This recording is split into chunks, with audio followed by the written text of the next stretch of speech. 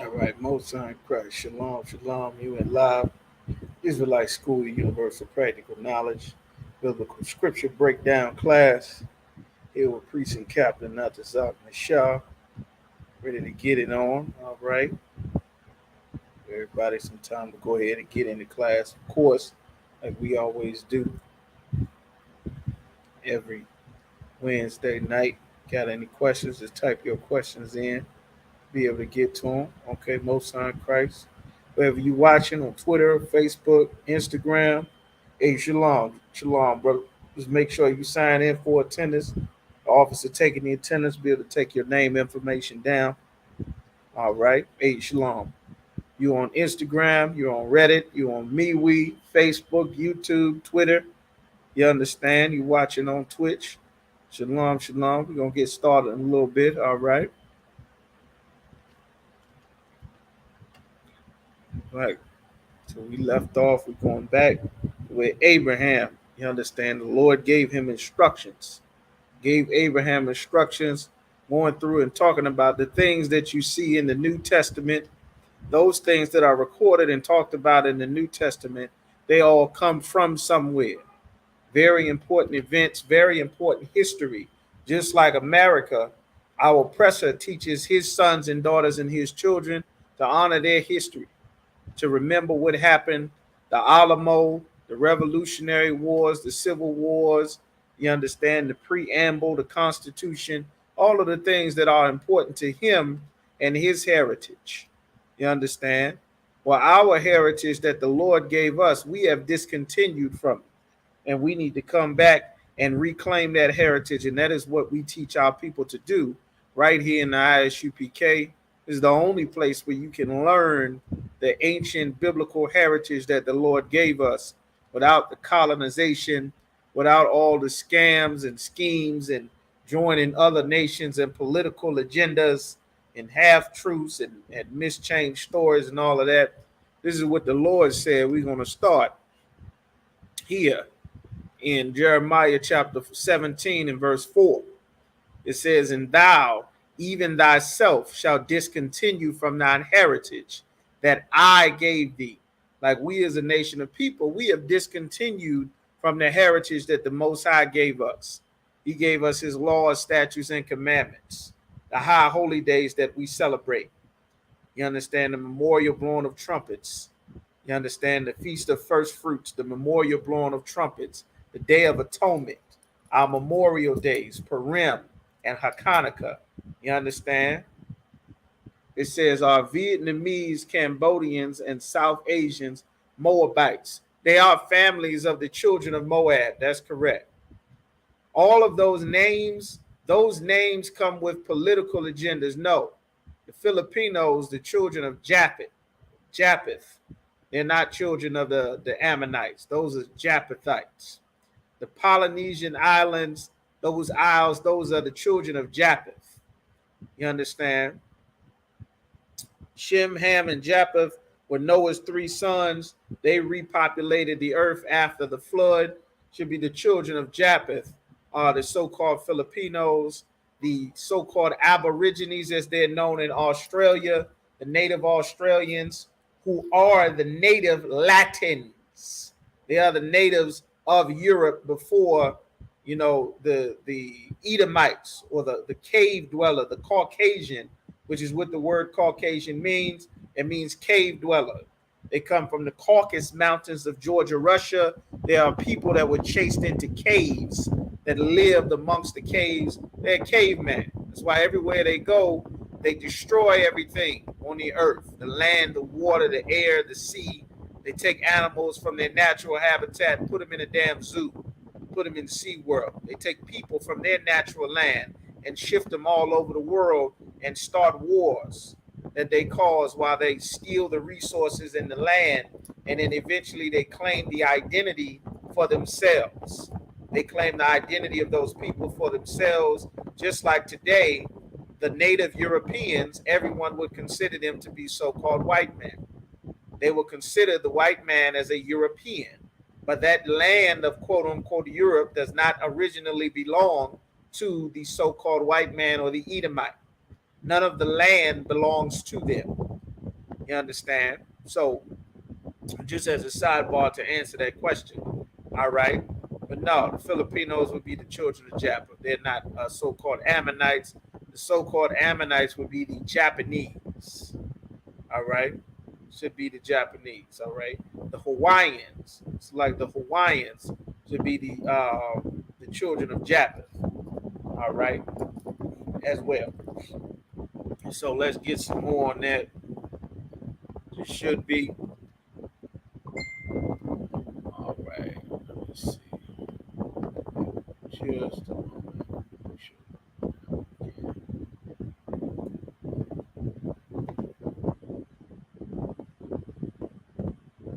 Okay. So the Lord said, and thou, even thyself, shalt discontinue from thine heritage that I gave thee. We lost our heritage. Of course, we went into slavery for hundreds of years. We're still in slavery and captivity right now. That's why it's so important that we retrace and regain and reteach our heritage. The Bible says, rehearse the righteous acts. This is what we're doing here. All right. It says, and I will cause thee to serve thine enemies in a land which thou knowest not. And we are currently serving our enemies in a land that we did not know. Our forefathers did not come from this land known as the Americas, or North, South, Central America.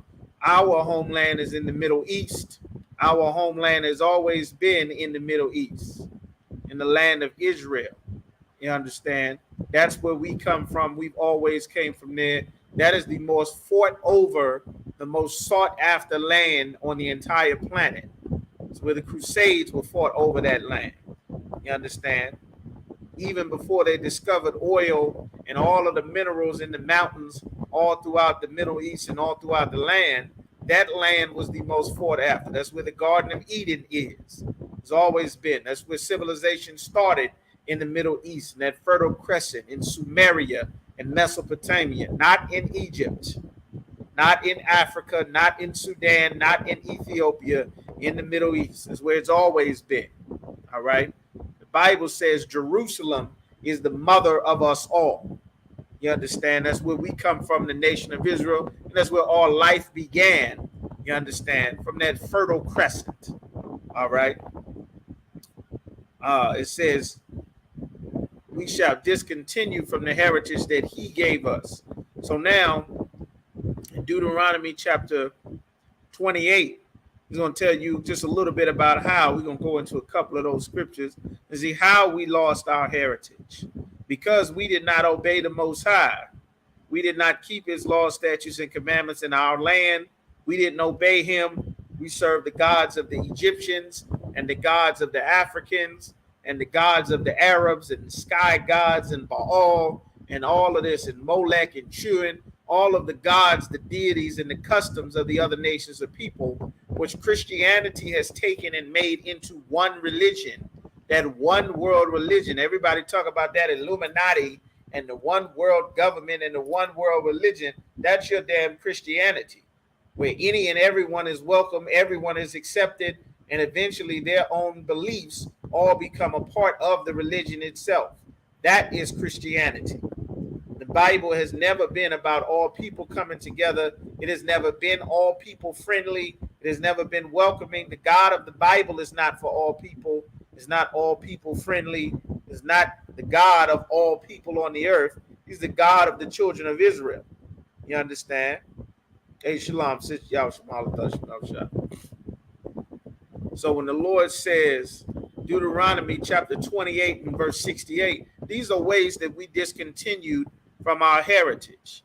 It says, and the Lord shall bring thee into Egypt. Egypt is a Greek word meaning slavery, captivity, or bondage. When the Greeks took over Egypt, they took over this African country known as Egypt.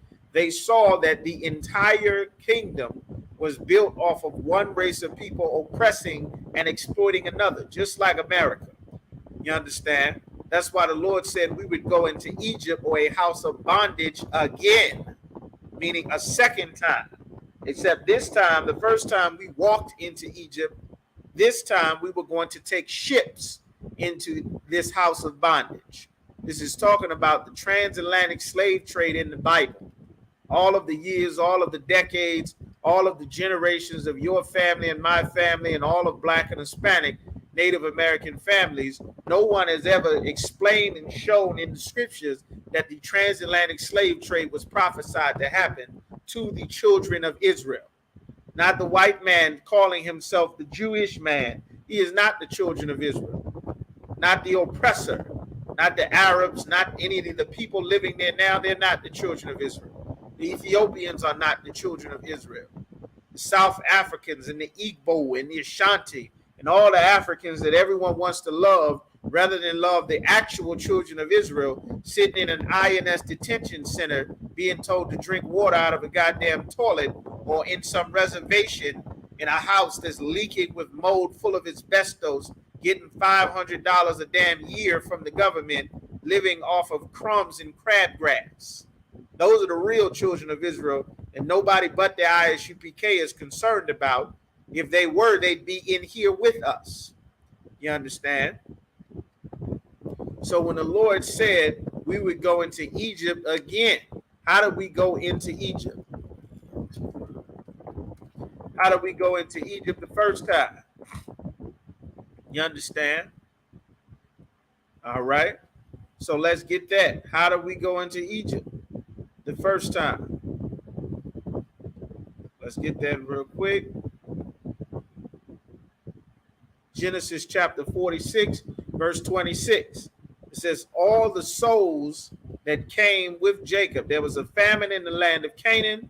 The land of Canaan has always belonged to us. That's the land the Lord gave to Adam.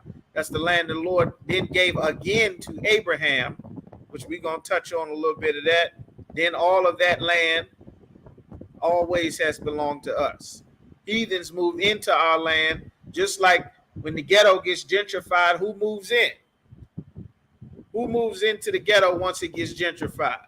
Once they tear down and board up the projects, once they raise the rent, once they close down the Save-A-Lot and the Aldis, you understand? Who moves into the neighborhood? Trader Joe's, Starbucks. What are some of those real expensive grocery stores? Trader Joe's, Starbucks, what's the other ones? Whole Foods, damn $10 loaf of bread, $9 pack of hot dogs, $6 bag of chips. You understand? All right. Why do Christians say hallelujah? You understand? It's a mistranslation of a Hebrew word, which is halal Yahweh. It's like praise the Most High. That's why Christians say it. Of course, Christians don't do anything that the Most High says. That's why they say it so much. That's right, Anna. Harris Teeter. That damn Trader Joe, Harris Teeter, Starbucks, Whole Foods, you understand? Pack of fish. The same $3 fish is an $8 fish. And they don't sell the $3 fish anymore. The same $4 pack of burgers is now a $10 pack of burgers. And they don't sell a $4 pack anymore. They price you out. They tear down the community. They turn it into condos. They board up the apartment. They get new management. They stop fixing the roads, stop fixing the streets. Next thing you know, you and everybody else is chased out of St. Paul's Boulevard, chased out of all the homes and places where we live. Then here comes Karen. Here comes Ken, Karen and Susie and Heather. Then they'll bring the Africans in and they'll set up shops and it'll be a whole new city. They'll call it revitalizing the town. It's called gentrification. After they get rid of us, then they bring in someone else that they really want in the city after starving us to death and waiting for the property value to drop to damn near nothing. Then they buy it for pennies on the dollar, put a bunch of money into it, and turn our homes into investment properties. You understand? So this is what the heathen have always done. That is why in Matthew the 10th chapter, Christ is telling the disciples, go not into the way of the heathen, into any city of the Samaritans, enter ye not. You understand? That's why he's saying this. All right? Because these other nations of people will live in our land, and it's important to know this. So now where we are at Deuteronomy 28 and 68, it says the Lord would bring us into Egypt again, because the first time we went into a house of bondage or Egypt, we walked there. So you can find this in Genesis chapter 46. You understand? Genesis chapter 46, and we're going to go to verse 2. There was a famine in the land of Canaan, which we were just talking about. That's our land as well. That land is over there in the Middle East where we are.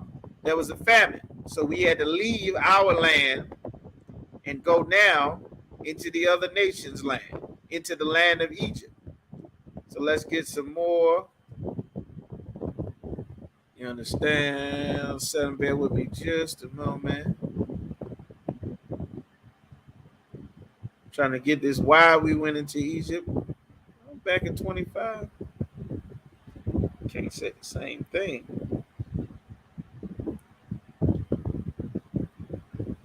Genesis 46 and 3. And he said, I am the power, the God of thy father. Fear not to go down into Egypt. This is the Most High talking to Jacob. All right. For I will make thee a great nation. We weren't a great nation at that time. We were just 70 of us, just our family. A couple of brothers, their wives, their kids, their land, their cattle. That's all we had. There was a famine in the land of Canaan, which was our land, and we had to go into Egypt. It was very customary. Egypt was a very big land, very prosperous land, well known. Egypt was the world superpower. You understand? Let's keep going back to 24. Genesis chapter. Salaki. That's the problem.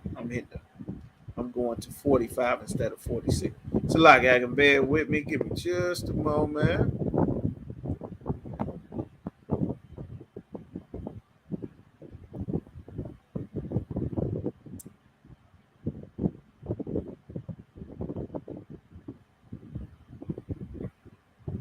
Because Joseph had been sold into slavery in Egypt. Joseph was sold into slavery in Egypt by his brothers, and then there was a famine in the land where the rest of his family was. He was sold to the Ishmaelites, and the Ishmaelites, who are so-called Arabs, they are known for slavery. We went into the transatlantic slave trade because Arabs built the ships, the Africans rounded us up, the Arabs built the ships, and then they took many of us in slave caravans back across the Middle East, back to our homeland, back to the Middle East where we had just left. They took us in iron and chains. The sub-Saharan slave trade, or the Arab Islamic slave trade, was one of the biggest slave trades in the world, next to the transatlantic slave trade across the ocean. So you have the Arabs, you have the Africans, the West Africans, those Igbo and Ashanti y'all love so goddamn much.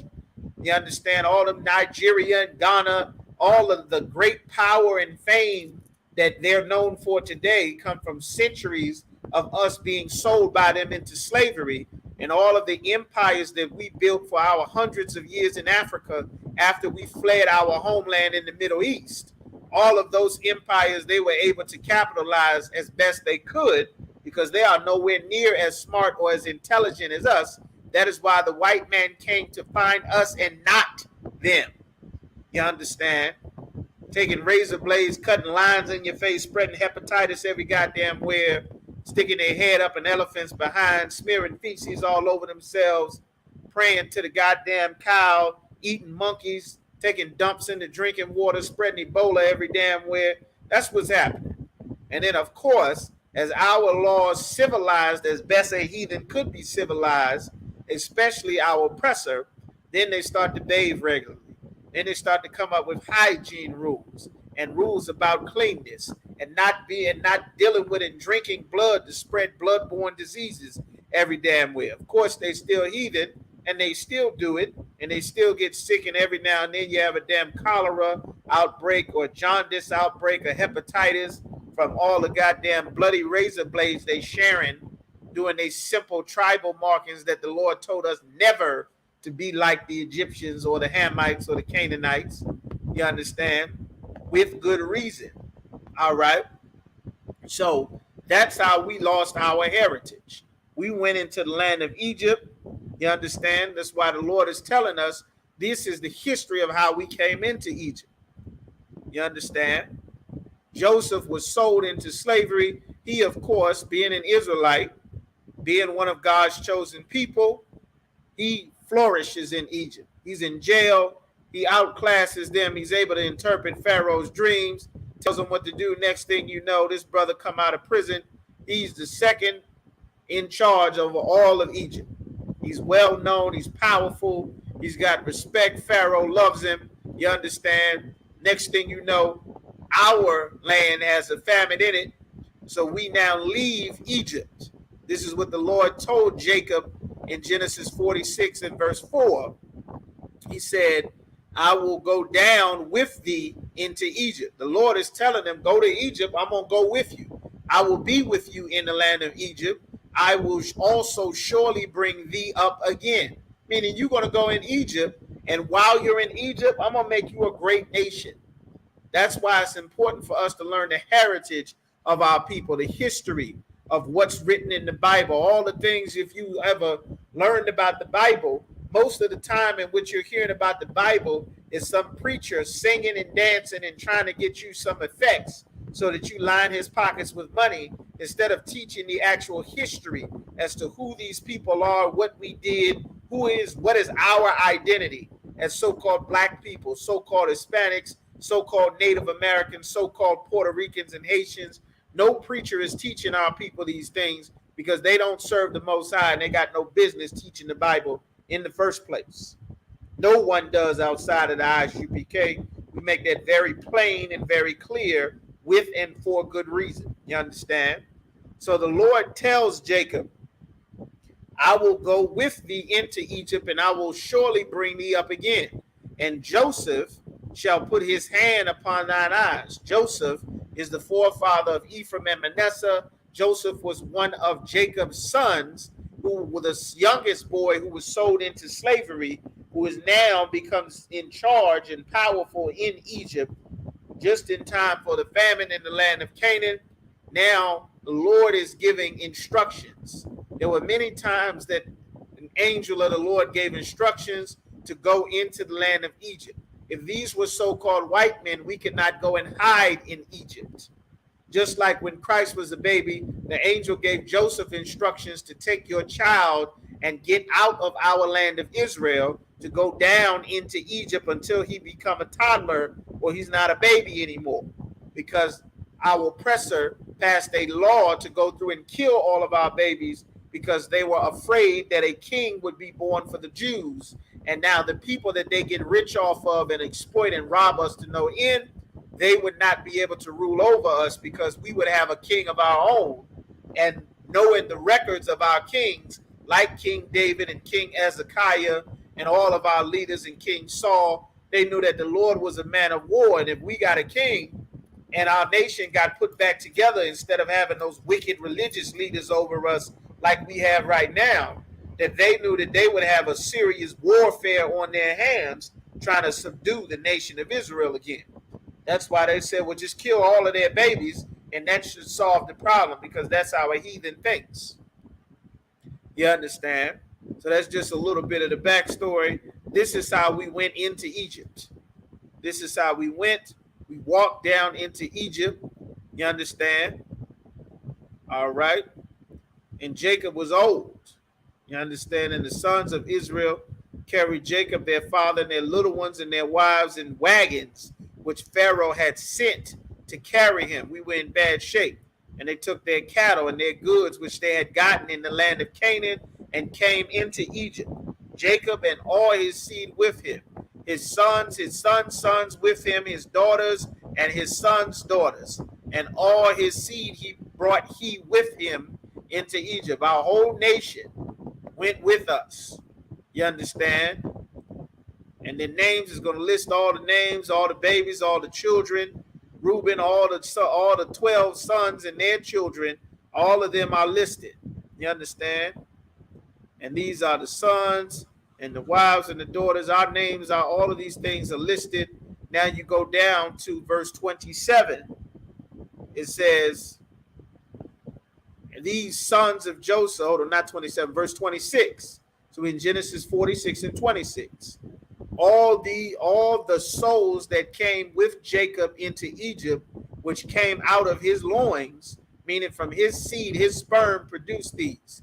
And then all of the sons that he has continues his loins or his lineage to make more of Jacob's seeds.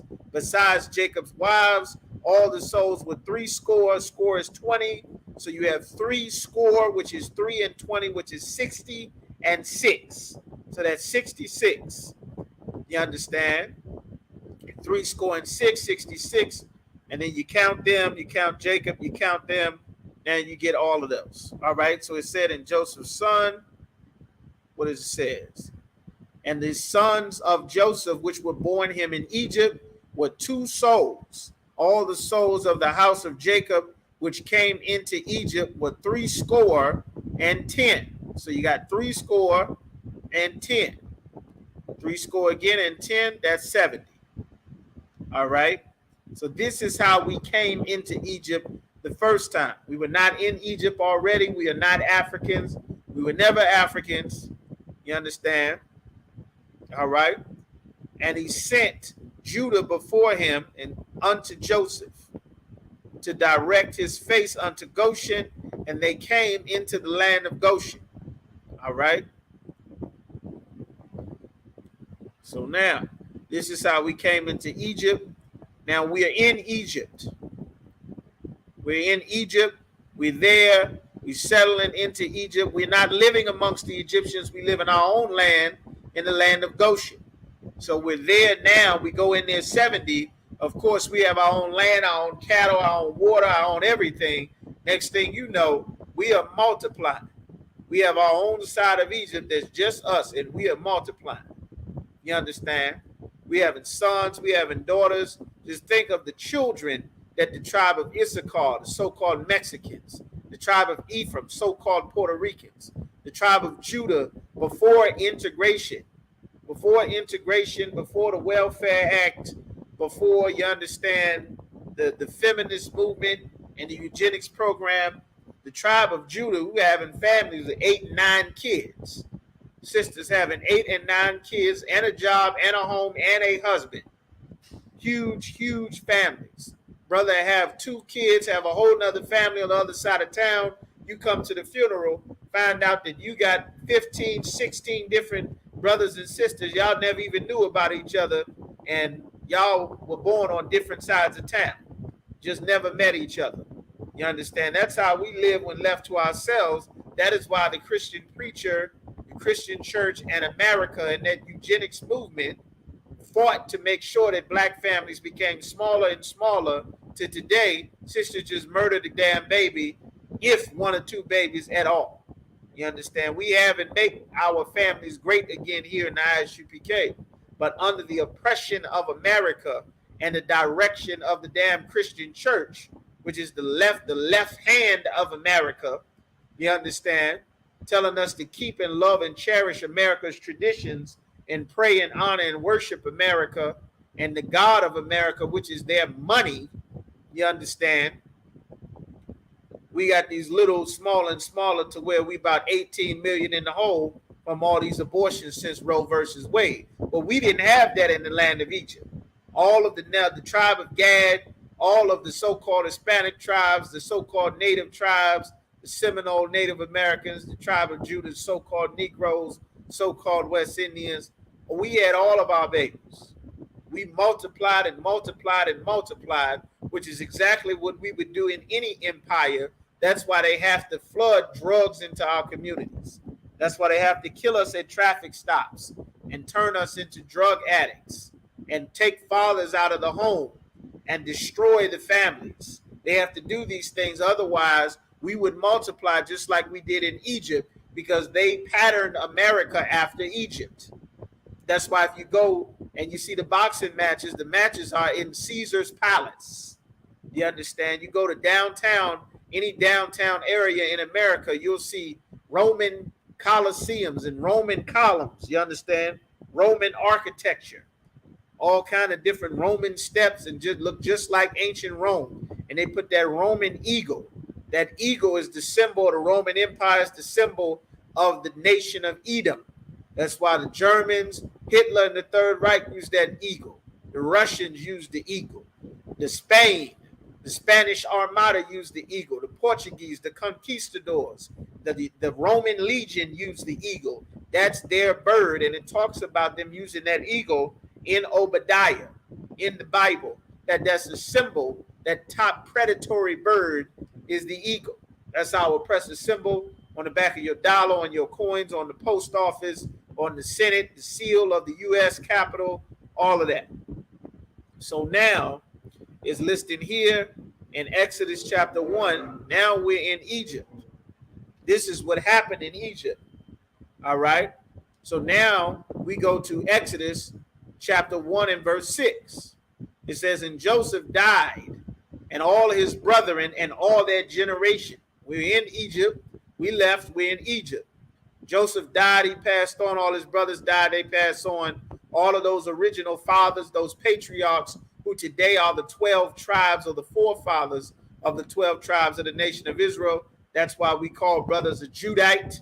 You're the son of this brother named Judah, or a Levite, a Haitian, the son or daughter of that brother named Levi, a Simeonite, son of the brother, so-called Dominicans named Simeon or Shemaiwan or Zebulon, the brothers from Panama to Guatemala, from Guatemala to Panama, that's Central America, the tribe of Zebulon or Isupk, the tribe of Issachar, the so-called Mexicans, you understand, or Benjamin, so-called West Indians, you understand, or Asher, the brothers down in South America, from Colombia to Uruguay, most of South America, that tribe of Asher. That's why we call these names, because these are our forefathers. This is the heritage and the many generations that Deuteronomy talks about and Jeremiah talks about that we discontinued, that it's important to know and learn our heritage, that our fathers were supposed to teach us, but we could not because we went into slavery and we discontinued, and all we know is Christianity, you understand, the Roman Catholic Church in America, you understand, that's all we know. So that's why we're going over it here, so you can learn the heritage that we are recontinuing, that the Lord gave us. So now Joseph has died and all that generation in Egypt. Now we at verse 7, Exodus 1 and 7. And the children of Israel were fruitful and increased abundantly, meaning we had babies. We had lots and lots and lots and lots of babies, unhindered. Our own cattle, our own land, our own sheep, doing our own construction, building our own houses with our own water supply and our own land, the land of Goshen, completely separate from the Egyptians, from that other nation of people whose land we were on. You understand? And it said, and multiply and wax exceeding mighty. We got strong and strong. Brothers having sons, and brothers taking wives. And a brother got 2, 3 wives and 4 or 5 sons and 2, 3 daughters apiece. Now you got sheep. The sheep have wool. You got wool. You're making rope. You're making all kind of pots and clay. You understand? And all kinds of dishes, all kind of iron work and metal work, all the skills that we had and things that we did that set us apart from the so-called Africans when we were in Africa, which is why we built great empires there. And this is exactly how the Romans or the so-called Europeans knew exactly where to find us. Of course, the Africans helped them find us to put us on those slave ships because we had already been fighting them, and we settled on their land because we are not from Africa. You understand? Even though while we were there, we completely outclassed them in every way possible, just like we do to this very day, even though they have their heritage and their records, and we have lost everything about us, including our name, language, and identity, and yet and still we invent the laptop, the cell phone, the video game, the GPS, fiber optic cables for the internet, the caller ID, high speed, all of this. All of these inventions that the world benefits from comes from the children of Israel, comes from God's chosen people. That's why we have a series right here on this channel, No Cow, Isupk, Virginia, No Cow is Richmond. We have a series called The Former of All Things. And in that series, we highlight all of the inventions that we created that most people don't even know. An Hispanic brother made the color TV. Everybody would still be watching a black and white picture tube if not for this Hispanic brother that invented this, man. Like, we don't even know these things, and we learning them. Hey, shalom, just your break it down. We learning them because this is the heritage that the Lord wanted us to continue. All right. So now we in Egypt. It says now we multiplied, we mighty. We in Exodus 1:7, and waxed exceeding mighty, and the land was filled with them. They were afraid because it was so many of us, because they knew how cruel that they were treating us. In verse 8, it says, now there arose a new king over Egypt, which knew not Joseph. This new Pharaoh didn't know Joseph. The hundreds of years of work, all of these things that Joseph did and his people to build up Egypt and make Egypt great. This new leader that comes to rule over Egypt doesn't know Joseph. And he said unto his people, behold, the people of the children of Israel are more and mightier than we. They said, the Israelites are stronger than us. They bigger, it's more of them. Their sons are stronger. They're not weak and frail like us that don't eat meat and shave off all our beards and weak and all kind of blood diseases and sicknesses from the disgusting culture that the Egyptians had. These Israelites are stronger. They bigger, they stronger, they got more kids, they got power. They are way stronger than us, and we got to do something. Like, they were terrified of us, so they thought of cruel ways for them to try to destroy our people, just like America did. And he said, come, let us deal wisely with them, lest they multiply. And it come to pass that when there falleth out any war, they also join unto our enemies. This is something that our people don't consider, which is war. Any people who loves their family, who loves their nation, they will consider, who is around my people? Who is influencing my people? Who has access to my people? Who lives on our land? Blacks and Hispanics is so simple and not understanding anything that you don't consider war. Every nation of people is considering when war breaks out. That's what free men think about. That's why America has an army, a navy, an air force, marines, a space military, a coast guard, because they are considering what will be necessary to protect my people. What if danger happens? Blacks and Hispanics don't consider danger. That's how some bastard kills 20 of our babies in an elementary school. We don't consider danger. That's why some bastard kills 20 of us in a goddamn grocery store.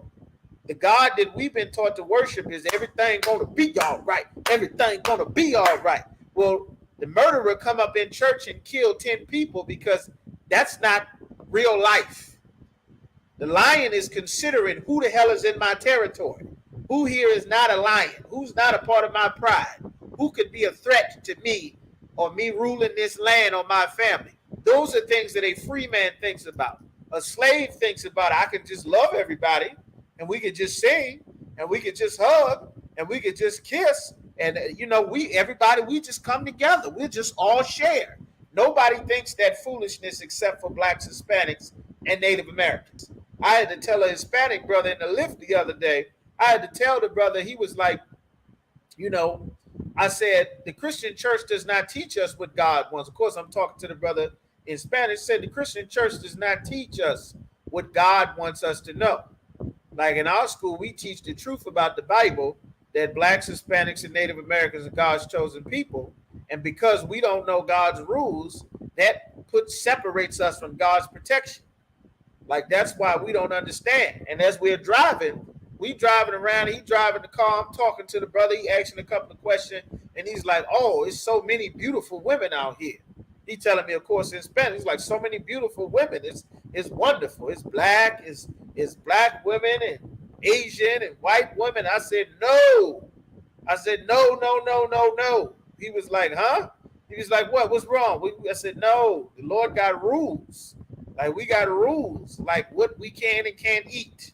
Like what type of woman we can and can't be with. He said, no, it's not good. I said, no, that's not good. That make God angry. And he was like, the brother, he couldn't understand it.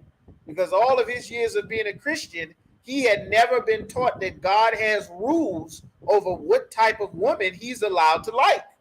What type of woman he is allowed to be with, to consider that, like, this is some woman, I could talk to her. I could get down with her. He never had these type of rules. because these are the things that free men consider. This is how you not end up a slave. And as I'm explaining this to the brother, he's listening. He's like, okay, I said, that's why our people don't think about free men things. They would never accept you into their family. You would never open a Hispanic business in their Chinese community. You would never open your Mexican business in this white woman's community. And when you get a business, the people who own the business will be that Chinese woman. And he said, oh, you're right. You're right. I said, that's why they come and buy up our community, and then we have to move because we don't understand the rules. That's why when the Lord said in 1 Ezra 8:84, he said, ye shall never join with them, that your sons and daughters may eat the good things of the land, because the land won't belong to you and your family anymore. Now that you married the Chinese woman, or you married Karen, Karen is going to take the land. The Lord gonna kill you, but you're gonna make babies with Karen. Karen is going to bring in her family, and Karen's brothers are going to come to your neighborhood, and then they're going to change the price of the food and the water and the streets, and before you know it, you won't be able to live there, and Karen and her people will be jogging the dog with that ponytail flipping every damn where, and you'll be moving to another zip code. Like, that's how these things happen, and it's exactly why the Lord told us not to do it, and it's why we flourished in Egypt, because we were separate. You understand? We were separate, which is exactly what is showing here in the Bible. It says the children of Israel were fruitful and increased abundantly and multiplied and waxed exceeding mighty, and the land was filled with them. Then a new leader rose up that didn't know anything about all the works that we did in Egypt. And he said that they're stronger than us. So give me Exodus chapter 1 and verse 10. True, give me Exodus 1 and 10, Buck the show.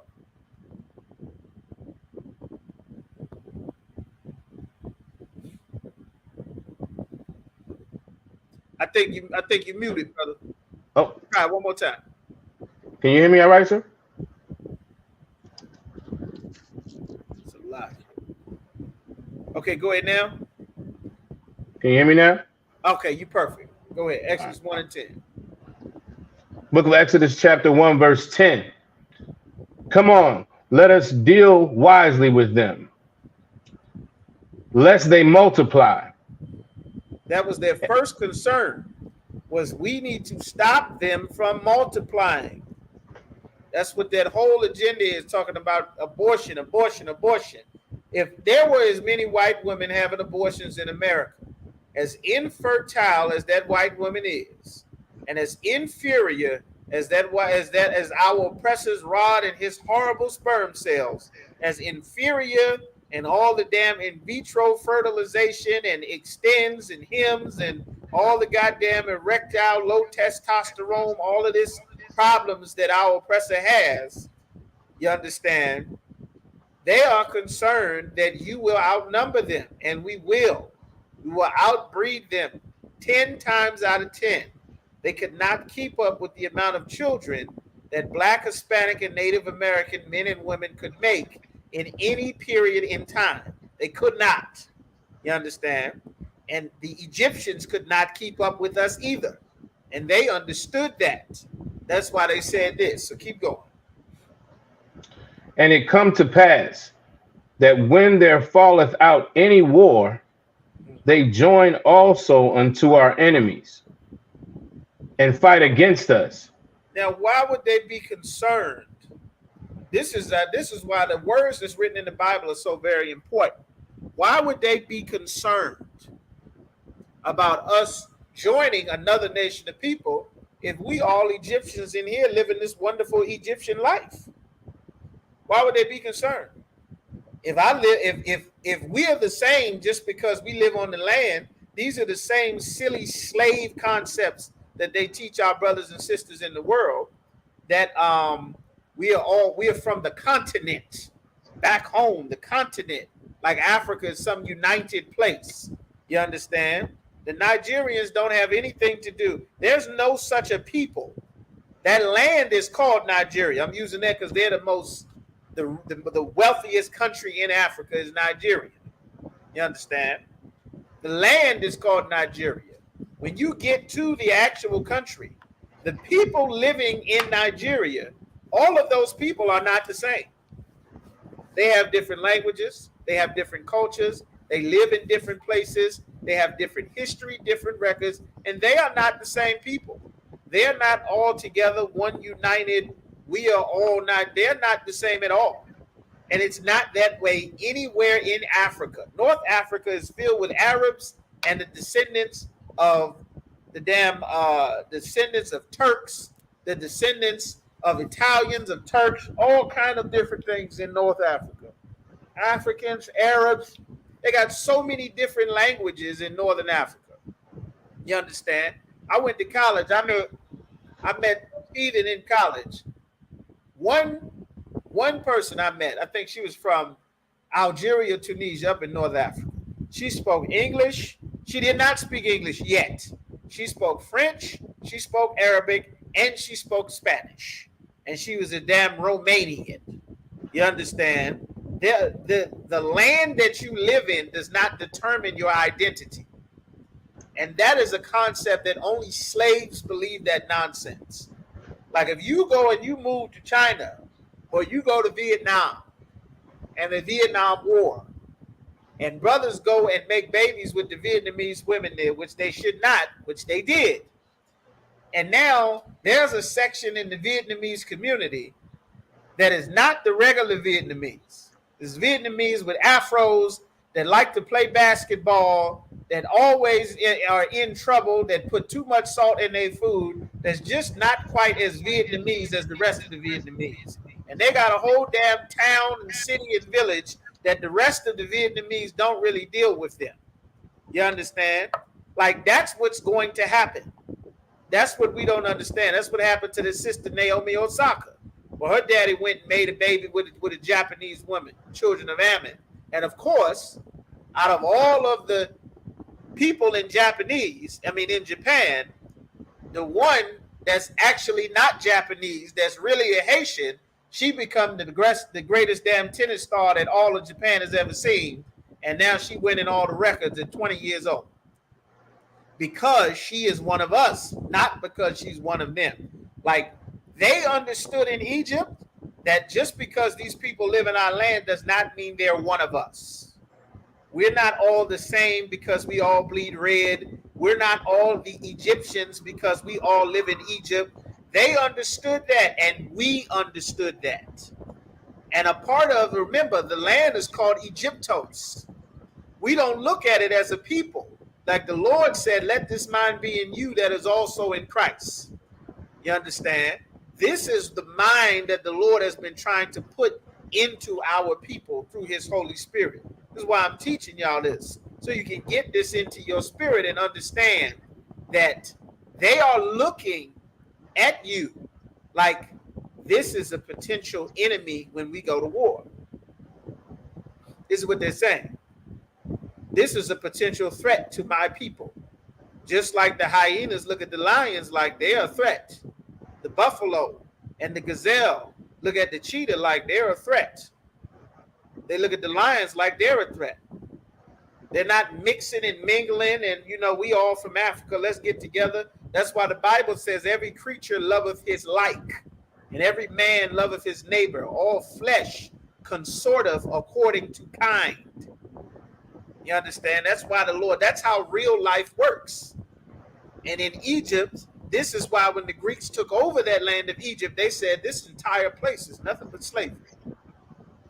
And a part of their program, even though it wasn't considered slavery to us living in Egypt, we just lived in Egypt.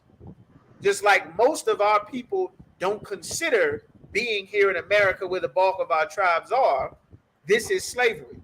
I go to work, I pay rent, I pay mortgage, I pay utilities, I pay for this, I pay for that, I pay for this. We don't consider that we're not supposed to be paying another nation of people for anything. The only reason that we are is because we're in slavery. They should not be promoting us to limit the amount of children. The first set of things that the Egyptians started to talk about with the children of Israel, once they got a new leader, he said, let us deal wisely with them. Hold on, let's get before where it says, the new king rose. He said, the children of Israel are more. That was their first issue. It's too many of them. They need to find a way to decrease our numbers. That is what an oppressor does. That's why before they could take off and start destroying us, they had to wipe out our reproductive abilities. They had to kill off our children, or they had to get us to kill off our children. We didn't think and accept what they wanted to do to decrease our numbers because we knew we weren't Egyptians. But here in America, our leaders tell us that we are Americans, and we accept their program for us to decrease our numbers with their excuse that, well, we all Americans. And we knew better because we were separate. This is why the Lord told us never to join another nation of people. You understand? And this is what the other nations of people are actually thinking about while we sitting there smiling, getting a Starbucks coffee for them or saying good morning because they the first period teacher at school. She's only working in this school district because if she do 5 years here, they're going to waive the rest of her damn, student loan debt. Or they ain't good enough to work amongst their own people, so they come and get a job with our people. You understand? Like we got to train. The Bible says that life is about warfare. We got to train and prepare for warfare. We are behind our enemy's lines. You understand? And that's how the Egyptians looked at us, and that is what Joseph taught us. You understand? Before he left. That's why we lived in a separate place, not mixed with the Egyptians. You understand? So now, he said the children of Israel, is more of them, and they're stronger than us. So because they're stronger than us, we have to do something to decrease their numbers, and we have to do something to make them weaker. Because this is a war tactic. Putting Planned Parenthood in the Black community, Hispanic communities, is a war tactic. Someone opening their mouth telling a sister that she has a right to even choose to murder the baby, that is a war tactic. You understand? Killing your baby is called infanticide. Killing off our babies, man. We wasn't killing our babies like this in slavery. They take our babies and sell them all over the damn world. We still weren't killing our babies like this. All right. So keep going. Right from there. Khan. And so Slaki. And so get them up out of the land. Get them out of the land. Why are they saying to get them out of the land? I thought we all lived here, we together. The same reason that Donald Trump became president. Because really, they're tired of seeing you in their stores every day. They hate the fact that they only have wealth because they sell you chicken. They're tired of hearing your accent. They're tired of seeing your hair. They're tired of seeing you buying products from their store. Even though the products that we buy make them rich, so they can get their vans and their BMWs and finance their other businesses, that they never have to go to school and get a business degree to start a business. You talk to black kids in college, what are you in school for? I'm in school for business administration. Go down to that corner store, go down to that dry cleaners, go down to that carryout, Mama Sung's, the Peking, or the Yellow Dragon. Go down there and ask them what degree from what university did they get to open up this carryout. Go talk to those Ethiopians and speak to them at the fufu spot and all of this. What school did you get your degree from? Because my son is in college right now to get a business administration degree for $100,000 goddamn dollars in student loan debt. But I see you have a store and a business. Can you tell me what degree did you get your business with? What university did you go to? Where'd you get your degree from? Did you go to Morehouse or Coppin State or VSU or Xavier or Lincoln or Cheney? What school did you go to? JMU, ODU, Christopher Newport? You understand? James Madison? What school did you go to? They didn't go to any school. They didn't need a degree. They didn't need student loan debts. They had guaranteed businesses amongst their people who don't look at them being there as a threat. They don't look at them as another race of people selling me food. They don't look at that as a problem. They don't look at the fact that I'm not one of them. They don't look at that as a problem because their leaders have taught them to accept everybody, which is a war tactic. That's destructive to your people. Just as destructive as it would be to teach sheep to not look at the wolf as a threat. Or if you're a lion, or if you're a buffalo, to teach your fellow buffalo to not look at the lions as a threat. The Egyptians was not going to do that. They say it's too many of them. They big as hell. They strong as hell. They dunk a basketball over a car. Look how big he is. Look how big he is. Look how big his sons is. That man got 8 sons. He got 8 sons. He got 8 sons from one woman, and he's got 4. It's too many of them. We got to get them out of the land. They don't want us in their neighborhood. They don't want us in their schools. They want you to entertain. Sing for me, dance for me, act for me, star in my favorite movies. Dance, sing, catch the ball, shoot the ball, kick the ball, punch for me. I want to go out and hang with the guys, serve my beers, build my cities, wash my this, build my that. Like that is what the other nations of people. They don't want you in their neighborhood, in their family. You understand? They don't want that. They just want the benefits that's going to come from exploiting you because we do not understand these things that the Lord has been trying to teach us since the book of Genesis. The new Pharaoh rose up and immediately he was like, we got to start killing them and get them out of our land. Immediately. He didn't say make a deal with them. He didn't say let's talk to them. Now, this is his strategy of how he's going to destroy us. This is what it means to be in bondage. So keep reading. Verse 11. Therefore they did set over them taskmasters to afflict them with their burdens. Taskmasters to afflict them with their burden. The taskmasters on the plantation, the taskmaster in many cases was one of your own people. In many cases is one of your own people that work for the company. And their job is to make sure that they are afflicting you in your burden, to make your job more difficult. That's their job. Why are they cutting time off of your lunch? Why are they doing that? Why are they cutting this? Why are they cutting this?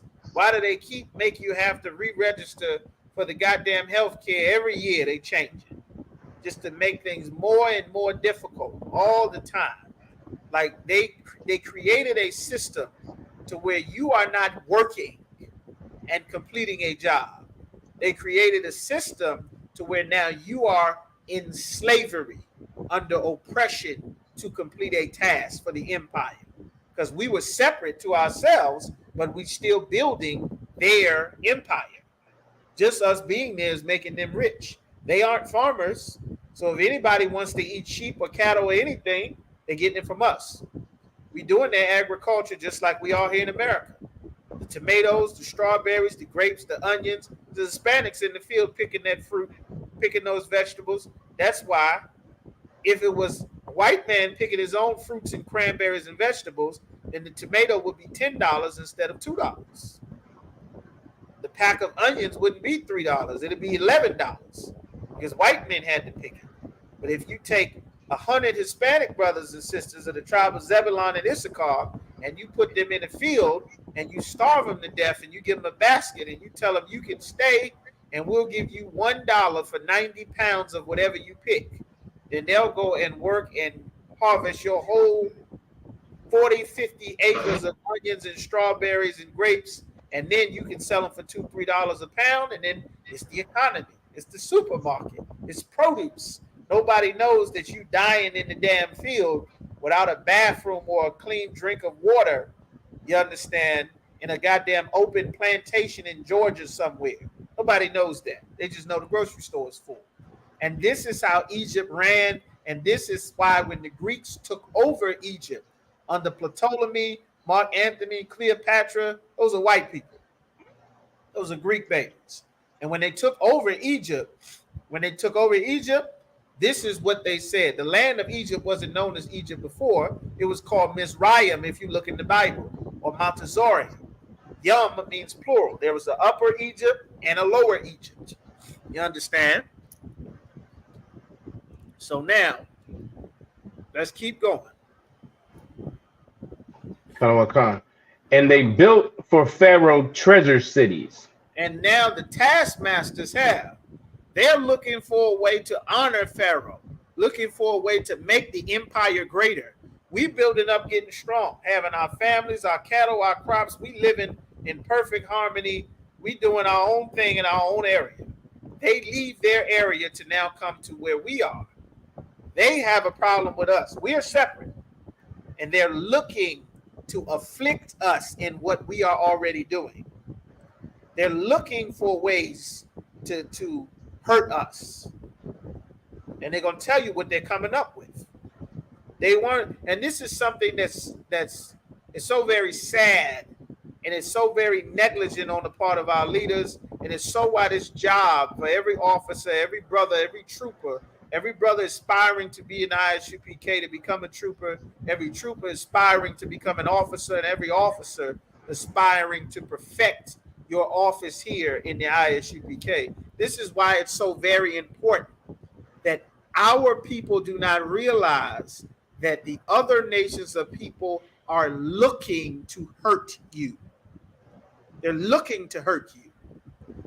And we don't realize what is hurting us. We don't understand it. We don't have a concept of love or right or wrong or good or evil. Our concept of things and how we think and how we face and recognize life is based on the understanding that we got from our oppressor. It's not based on trying to have life as our people, because we've discontinued from our heritage. The only thing that we learned how to do was be white men. You understand? And this is what we teach our people to unlearn, to have the mind that the Lord wants us to have. So let's keep going. Pithom and Ramses. It says start 11 from the top. Therefore they did set over them taskmasters to affect them with their burdens. To afflict them. Salakia, sir. To afflict them with their burdens. To hurt them. Meaning they already have a job, but now I'm going to assign someone to make your job more difficult. To afflict you. You understand? To make it more strict, more stringent. Not to help you do the job. You're already doing the job. And because they set up taskmasters, how can they make me richer? See, in America, we set up our own businesses. We set up our own towns on the black side of town.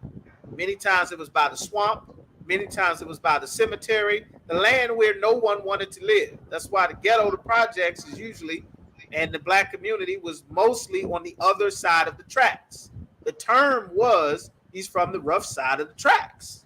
That's what the term was, depending on how old y'all are. Y'all might have never heard it, but that was the term. He's from the rough side of the tracks. The ghetto, you understand? The hard side, the side where there's less resources, the less favorable property. You understand? That's the other side of town. You understand? That's where the cemetery is, where the train tracks are, where the roads are not paved, where the grass is not cut, people dumping, throwing their trash, the less desirable part. Well, we took those parts and we made our own cities. Then we took and made our own schools. Then we made our own colleges. That's why they're called historically black universities, because historically we made centers for economic excellence for our own. And then once we stopped doing that, then we joined our oppressors, and now we think like them. You understand? So this is what he's saying. And as they afflict us with our burdens, because we got these big families, because there's so many of us, they are not happy for us in our success the way that we are happy for them in their success. They're not cheering for us for our success the way that we cheer for them in their success. They're not saying, oh, they had more babies. Yay, look at their families. They're getting strong. Like all the simple sisters on TikTok and say cheering on all the oppressors and all of their babies and their advancements. Every nation is in competition for resources. Every nation is in competition against each other. And our people don't understand that concept, but the Egyptians did. And this is why the Lord has these things written aforetime for our learning, like it says in the scriptures. So keep going. And they built for Pharaoh treasure cities, Pithom and Ramses. Pithom and Ramses, treasure cities. It's not a town, meaning this whole city is just for a treasure, just for filled with treasure, riches, filled with wealth and power, filled with beauty, majesty. We build treasure cities, just like Washington, D.C., Philadelphia, and Rome. All of the things that our oppressors have, we built those things for them. They did not build them for themselves. We built them in captivity, in slavery, you understand? And they set up a system to make sure that they were able to oppress us further because they saw that we were prospering. That's why they burned down our homes, burned down our businesses, burned down our towns. They needed to oppress us because if we let them alone, then they would take over.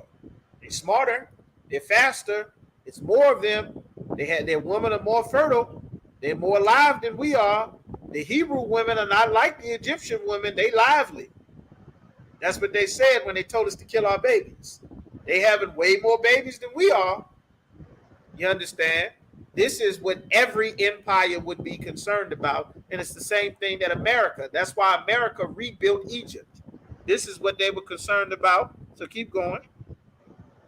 Verse 12. But the more they afflicted them, the more they multiplied and grew. The more they kept hurting us. The more they kept hurting us. They kept afflicting us. They did everything that they could think of to hurt us more and more, make our jobs harder. We normally do in the building, they say, all right, now I need you to start at 5 a.m. Like, God damn, 5 a.m.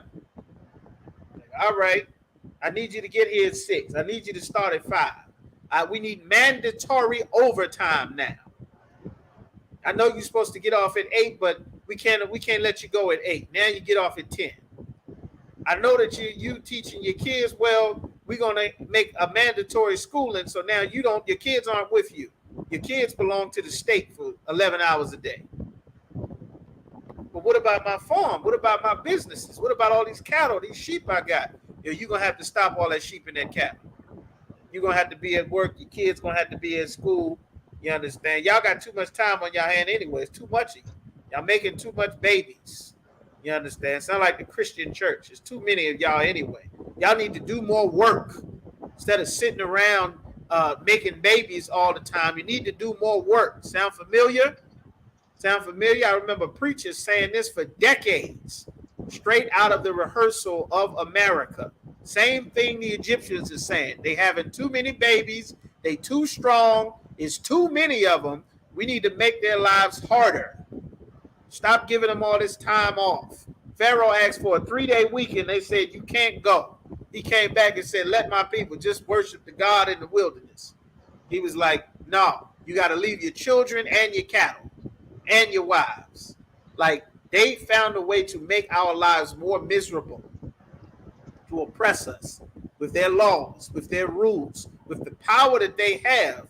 Meanwhile, everybody looking at the stupid pyramids talking about, oh, Egypt, oh, Kemet, and Ra'ah, and Ma'at, and Osiris, and Horus. They're not talking about brothers getting starved to death in the ghetto, having their families fall apart under the oppression that the Egyptians is doing. That's the same thing they talk about America. Hollywood, Universal Studios, Netflix, Hulu, what else? New York City. They ain't talking about the NYPD choking brothers to death on the street, beating brothers, stripping, searching sisters' foot on the side of the damn highway. You understand? They ain't talking about that. They just talking about how wonderful the empire is. You understand? So keep going. And they were grieved because of the children of Israel. It said we kept having the babies. They were sad that we weren't dying. They did these things in hopes that we would die. They figure if we make life hard enough, they're going to stop having babies. They won't be so strong. They'll be too tired from the work. Their families, they'll be more irritable. They spend less time together. They won't be able to control their children. They knew that for a purpose. That's why it's written this way. They did these things for a purpose to make our lives harder so that they could destroy us as a people. You understand? They are waging war against us, and we don't realize it. That's why the Lord had to raise up Moses to teach our people what was going on. Our people wouldn't realize it. Said, well, I was going to be able to retire. I've been working down here, 20, I've been working down here 15 years, 10 years. I was going to retire. But they talking about now you can't retire after 10 years. They say you got to do 20 years to retire. They say you got to do 25 years to retire. They say I got to be 50 to retire now. Why we got to be all of this money they making, all of this wealth, all of this gold in these cities that we built? Why we got to work another 20 years, 30 years? Now it was 50. Now it was 55, 60, 62, 65. Now they saying you might not be able to retire at all. You still going to need to work. You won't be able to afford it. Damn, why did the rent go up again? Damn, the mortgage went up. They said we got to pay for water now? Water come out the sky? Why are we paying for water? The sun gives energy for electricity. Why are we paying for electricity? Yeah, man, they changed the rules up.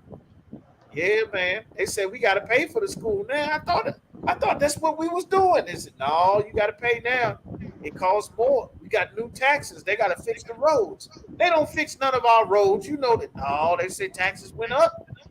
They just oppressing us more and more and more. And they doing this on purpose. You understand? So keep going. Verse 13. And the Egyptians made the children of Israel serve with rigor. Rigor. What's rigor? What does rigor mean? Let's get the definition of that word rigor. What does rigor mean? What does it mean? Let's get that. What does rigor mean? You understand? Rigor. Merriam-Webster's dictionary. Pull that trooper up, Taza. What does it mean when it said the children of Israel? You got it? Like it, sir. Harsh inflexibility in opinion, temper, or judgment. Inflexibility and harsh. Keep going. The quality of being unyielding or inflexible. Give me severity of life. They made it severe. You understand? No days off. We ain't giving you no maternity leave. You're making too many damn kids as it is. Get back to work. You're injured. You better get to work. If you don't show up, I don't give a damn what happened. I'm taking your job. We docking your pay. You got hurt on the job, doesn't matter. We docking your pay. You better if you can't make bricks, then you don't get paid. We ain't giving no leave. We ain't doing no health care. Ain't no time off. Mandatory overtimes. We switching for an 8-hour work day to a 12-hour work day. And I need everybody need to get in here earlier. If you can't make the new shift, we're going to fire you. Lunches are being cut. No more 45-minute lunch. Lunch is now 20 minutes. You got a problem, get another goddamn job. So all y'all do is complain and make babies. Tired of hearing you whine all the time. No more free parking either. You got to pay to park now. You don't pay the ticket, we docking your pay. Giving you a ticket, we towing your car. You understand? Like making it harder and harder and strict and cruel. What was this? Well, I wasn't feeling good that day. You were supposed to make 15 of these. You only made 12. I know, I'll make it up tomorrow. No, you won't make it up tomorrow. We docking your pay. If you ever do this again, we're going to fire you. They made it cruel, strict and hard and cruel. You understand? As oppressive as they could possibly be, they're trying to break us. That's what they were trying to do. That's what America is doing. It said, ye shall have a yoke of iron upon you. That's what our oppressors are doing. They're trying to break us. This is to take away your strength. Then they take and put a sodomite in charge of you. Put the sodomite in charge. He's sashaying and switching and shiny and all greased up and pink and acting like a goddamn woman. And you're supposed to be in there and not say anything. He show up to the damn slavery. You in there, the two niggas in there with beards in there kissing. You supposed to just act like nothing going on. You go to pick up your kids from school. Some sodomite in a miniskirt is in there talking about it's trans reading day. You understand? Sitting there in a miniskirt and lipstick, dressed like RuPaul, with a big, bright, colorful wig on, teaching your kids about adult-child sexual relationship. It's nothing wrong. Jimmy's daddy touches him at night. That's what they would make it rigor, and you can't say nothing. You can't do nothing. If you say something, you're fired. You say anything, you're speaking hate. That's why you got to come in the Isupk, because we say something. We say stuff in here. We say a lot of things. We say what the Lord once said. But this is what the Egyptians were doing. So keep going. Verse 14. And they made their lives bitter with hard bondage, in mortar and in brick, and in all manner of service in the field. All their service, wherein they made them serve, was with rigor. They made them serve. Mortar, brick, that's construction. They got the children of Israel doing construction in Egypt, building entire cities. Service of the field, what's in the field? Your crops is in the field. The cattle is in the field. The sheep is in the field. Your food, your vegetables, your agriculture, the cotton, if you're making clothes. Your sugar cane is in the field. Everything is in that field. Open fields, plantations, whatever is in a field. The children of Israel are working those fields, not those Egyptians. It's our people that's feeding the empire. Mind you, the other nations of people is getting wealth and riches and help from Egypt. Egypt is the superpower. We in Egypt, because it was a famine in our land. It just so happened that one of our brothers was running Egypt, making their empire prosperous. And the heathen gave him power to set up his own people in the land. But when other countries have trouble, what do? They come to America. They have a hurricane, they got a flood, a mudslide, cholera breaks out, the damn COVID breaks out. Who are they calling? Army, Navy, Air Force, Marines, the Corps of Engineers, the rescue team, World Peace, the Health Organization, United Nations. They calling for help from the superpower. Well, where did America get their ability to help from? They got it from the money from selling slaves, from the companies that they started selling us for hundreds of years, the inventions that we created that made them rich, the cotton that we picked to make a world economy based on clothes made from cotton. You understand? The world economy based on sugar cane. Sugar, all of the world's sugar was being picked by the Benjamites.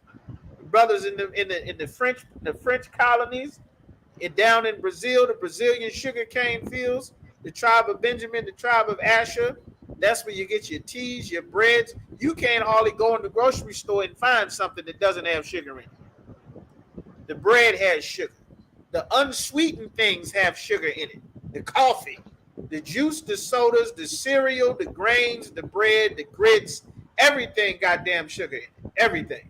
And all of the sugar was under monopoly damn near by the French, because they had the tribe of Benjamin in slavery. Like their wealth, the riches that is now going to go to help another nation of people that made them a superpower, comes from them oppressing us. You understand? And that's exactly how America is. Everything that America has from oppressing our people. Keep going. Verse 15. And the king of Egypt spake to the Hebrew midwives, of which the name of one was Shiphrah, and the name of the other was Puah. Right. poor. Shipra Poor. and poor. So now they already trying to get us to stop having children. They trying to make our lives as miserable as possible. They see that didn't work. They set up the taskmasters. They make our jobs harder.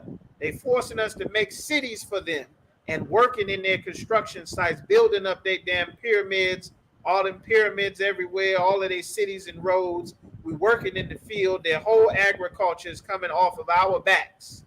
All the 12 tribes. They see it's not working, they go to plan B. They worked us to death in the field. Now they're going to go to plan C.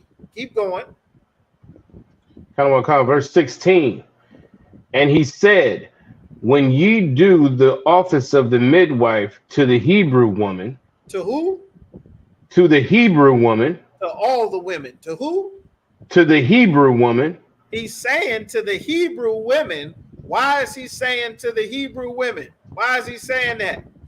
Because them probably not going to be the only women that you're doing the midwife job for. That's why he's saying it. He want to make it clear to the Hebrew women. He said to the Hebrew midwives, when you do the office to a Hebrew woman, keep going. And see them upon the stools. See them upon the stools. The stool is talking about the birthing stool. Now the oppressor is such a dummy. He got sisters trying to have a baby, pushing up against gravity, trying to push a baby out against gravity, as opposed to her working with gravity to deliver the baby. You understand? Which is how we did it. That's why it's here in the Bible, which would be so much easier trying to get something out of you working with gravity as opposed to pushing against it. But our oppressor is the devil that the Bible speaks of. He's a damn caveman. He don't know anything. You understand? But keep going. When you do the midwives, when you help and deliver the Hebrew babies, keep going. If it be a son, if it's a boy, then ye shall kill him. You should do what? Ye shall kill him. Abortion. Do what? Ye shall kill him. Infanticide. Kill that baby. You should kill him. There's too many of y'all as it is. We don't need no more males. Big and strong as hell. Keep making more of your. We tired of you niggas. We need to get less and less of you, not more. The last thing we need is more of your babies, more sons that can keep making more of you. We trying everything we can to get rid of you. We try to work you to death. It doesn't work. We try to take away your free time. It doesn't work. We make your life miserable. It doesn't work. Now we go into plan D. Just kill the damn baby. Just kill it. If it's a boy, kill him. This is what the king of Egypt said to the Hebrew midwives. Keep going. But if it be a daughter, if it's a girl, then she shall live. Why did he say if it be a girl? If it be a daughter, she shall live. Why did he say that? Who knows why he said that? This is what every heathen understands. The only people that's dumb enough, that's simple enough, that is enslaved enough to believe that some revolution is going to start with mommy is a slave. Pharaoh, the king of Egypt, understood this, that if it's nothing left but women, women will need someone to control them. Women, they can be married to the empire.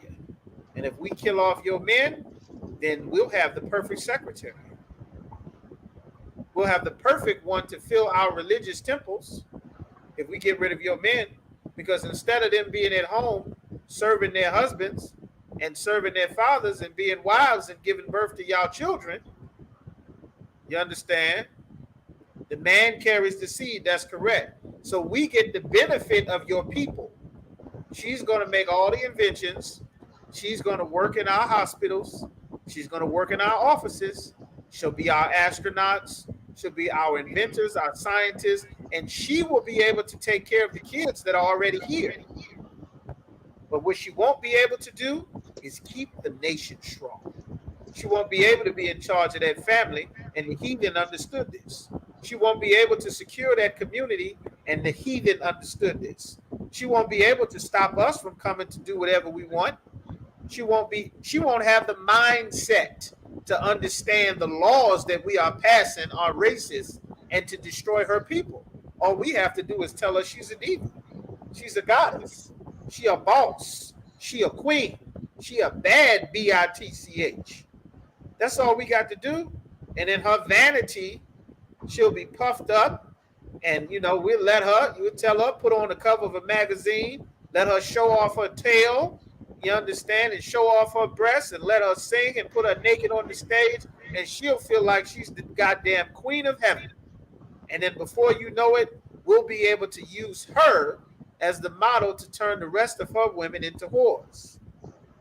And we'll use her as the model to turn the rest of the wives into divas. So then nobody listen to their man. You don't tell me what to do, because she now she'll be married to the empire. She'll be married to America. She'll be married to her job. She'll be married to her degree. She'll be married to Pharaoh. She'll be married to the Pledge of Allegiance. And then we'll create a religion so that instead of her having an actual relationship with her man, she can fill it with a career, her religion, her beliefs, and in any little vanity, and we can wipe out your entire people while you still think you're a part of the empire. If you just get rid of and start killing off those sons. This is the evil that the Egyptians were doing to us, and this is the exact evil that America is doing to us right now. And they could not have done it without the same religious leaders that the Lord put to death in Numbers, the 16th chapter, because they came up against Moses. The only reason that this happened is because they didn't have a United States and a democracy in Pharaoh. The same wicked leaders that worked with Pharaoh to oppress our people, that's who came up against Moses in the wilderness, because they had been given power to help afflict our people. That's why I said they set upon them taskmasters to afflict them in their burden. People who would help speak evil and blame you for your condition. Look at him. He won't get no job. Look how lazy he is. All he want to do is just sit around and make babies and talk to women. Meanwhile, you planned with Egypt to kill off his father. You planned to work his father to death in the field, to afflict them in all manner of bondage and service in the field until he died or until he just flipped the hell out. The empire planned to do this. You understand? This is why the Lord killed them Egyptians and drowned them and killed their firstborn and wiped out their military in the Red Sea. They were disgusting, diabolical monsters to our people. And it's such a terrible thing. It's such a disrespect and a dishonor for black people to still talk about Egypt in Africa like it was something so great and wonderful, not realizing that they did worse to us than what the damn white man is doing at their time. Now, of course, the white man has surpassed what they have did, but they have built the Egyptian empire doing the exact same thing. That's why the Bible says in Ecclesiastes, the 3rd chapter, there is nothing new under the sun. Everything happens in cycles. That's why if you can understand the Bible, which the Lord gave us the prophets to teach us the Bible, you will always know what's coming next. America coming for a fall. This is how the Roman Empire fell. When they got into the height of their sexual exploitation and their child molestation, and all of them trying to have their one world bring in everything, that wiped out the damn empire. That's exactly where America's headed right now. You understand? So they told the sisters to kill all of the babies of your people. Don't kill the Egyptian babies. Kill the babies, the sons of your people. Keep going. Kind of want to comment. Verse 17. But the midwives feared God and did not as the king of Egypt commanded them. Now, if they believed that they were Egyptians, and then the Egyptians' God and the Egyptians' religion serving Ma'at and serving Nut and Horus and Isis and Geb, like you nuts in that damn conscious community, the Captain Zaryak and Captain Katazar been crushing and turning into powder for the last decade. If they believed the same foolishness you did, they would have thought that this was for the best of Egypt and killed off their babies. realizing, thinking that this is what's best for us, listening to them. The same way that Reverend Jesse Jackson told black women that Planned Parenthood in our communities is what's best for us if you're not ready to have a child. And it could have never went over without the Christian church. Jesse Jackson would have never had the influence he had if he wasn't Reverend Dr. Jesse Jackson. Same with Reverend Al Sharpton and Reverend Dr. Martin Luther King. It would have never worked without the same religious leaders who are the political leaders who have always been in charge of our people until the Lord rose up the prophets and then he killed them. Then our people could get free. You understand? This is how the cycles have always gone. You understand? They didn't listen to Pharaoh. Keep going. But save the men children alive. They saved them boys, man. They weren't killing no babies. They said, you tell Pharaoh, bring his ass down here and kill a baby. I ain't killing no baby. Tell Pharaoh, Pua down in Ward 6 says she ain't killing no babies. If Pharaoh want to kill some babies, tell Pharaoh, get off of his throne, bring that Brad down here and tell him come kill some of these babies. I'm holding a baby right now. Tell Pharaoh, come down here and take this baby from me. That's what happened. Keep going. Verse 18. And the king of Egypt called for the midwives and said, the king of Egypt want to know why ain't nobody following my orders. He called for them. So what the hell y'all got going on down there? I'm hearing all these reports of these babies being born. You understand? And this is why blacks and Hispanics and Native Americans never want to fill out them goddamn census forms. This is why we've never wanted to fill out them forms and that paperwork. Who lives here? How many is doing this? And how many? And who's staying here? And who's there? And how many occupants? We ain't never wanted to fill out them damn forms because we never trusted them because everybody was trying to kill us and take our family apart. You understand? All throughout the Bible, every heathen has sought to do this to us. Keep going. And said unto them, why have ye done this thing? Why did you do this?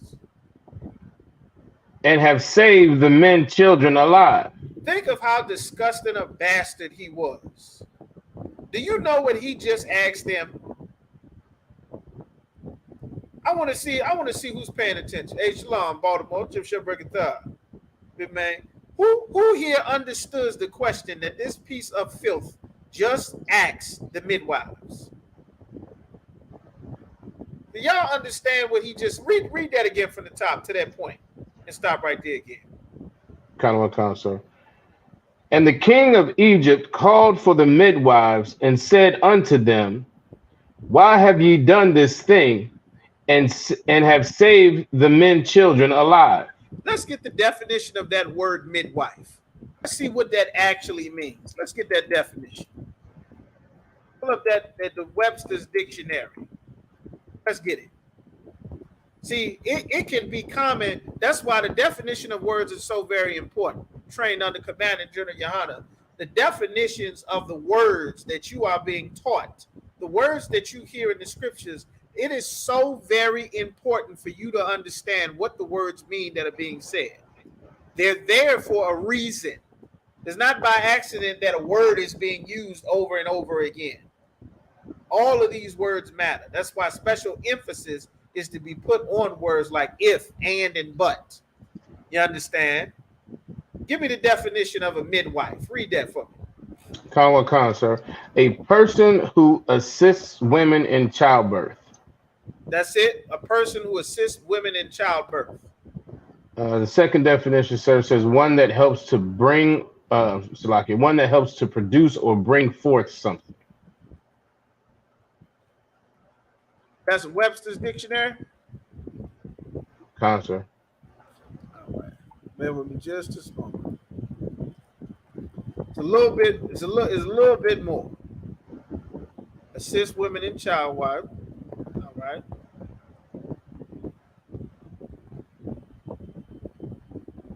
That's what it is now. Okay. Now, let's look up a midwife. Let's see what a midwife is here. This midwife was not no light job or light task. We did so many things as a nation that it did not seem to be, because we are such a people that is so skilled and we did so much, it can be overlooked what exactly we were doing. I'm going to read what a midwife is now. And this is what it always was. I'm going to read what it is now. A midwife is a health professional who cares for mothers and newborns around childbirth, specialization known as midwifery. The education and training for a midwife concentrates exclusively, let me get the rest of this, because this isn't just, you know, the sister pregnant, I'm going to be there with her while she delivered the baby. That's not what this is. That's not what this is. It's a healthcare professional who cares for mothers and newborns around childbirth, meaning this is their profession. They didn't just wake up one day and just say, hey, we helping sisters deliver their babies today. That's what we're going to do. No, this is something you got trained for, something you probably went to school for, something you studied for. You got practices, you got exams. Sisters have tons of babies. We make tons of babies in the Isupk. That sister pregnant, she going into labor, she delivering the baby. You got to be taught, you got to know what to do. You understand when to do this, what advice to make, how to check this, the temperatures, the baby in distress, all kind of things that's going on in that childbirth. This is not just two sisters that help out. You understand? These are healthcare professionals whose job it is to care for pregnant mothers, newborns, assisted. This is the team that is helping you deliver the baby when you go to the hospital. Midwifery. Education and training concentrates extensively on the care of women throughout their lifespan, concentrating on being experts in what is normal and identifying conditions that need further evaluations. This is a medical healthcare professional. This is not just two women that decided, we're going to go down to the, wherever the sisters is pregnant and we're going to help them, help them deliver their babies. This disgusting king of Egypt, Pharaoh, the king of Egypt, called for women who were medical health care professionals, that they went and studied and made a career off of helping sisters deliver their babies. And this piece of garbage said to them, why didn't you kill those babies the way that I said? This is what that piece of garbage asked them. You understand? Hey, shalom, brother. Y'all should break it down. Make sure you sign in for attendance on Instagram so we can get you in there, all right? Reddit, you do the same thing, okay? Read that scripture one more time, Baba Kishore. Come, verse 18. And the king of Egypt called for the midwives and said unto them, why have ye done this thing and have saved the men children alive? They said, I know that you are medical professionals, and this has been your career of delivering babies, your career of assisting pregnant mothers, your career of newborn care. That's what a midwife is. This is a medical professional. And they asked him, why didn't you kill these babies? That's what they asked him. This is why America has gone beyond Egypt. The medical professional, they killing them babies now. They got their own separate place where you go kill the baby. It's called Planned Parenthood. And they are medical professionals. Medical professionals that are skilled, and it is their job. They come to work so that they can help the Hebrew women kill their children. That's exactly what's going on right now in America. Except these sisters didn't love the empire. They didn't love America. They didn't love Egypt. And because they did not love Egypt, they loved their own. And even though they got an order from the president of Egypt, that's like Joe Biden telling the sister she worked in the birthing chamber and the assistants, she worked helping deliver babies. Joe Biden come and give you an order to kill off any male child that's born to a Black, Hispanic, or Native American woman.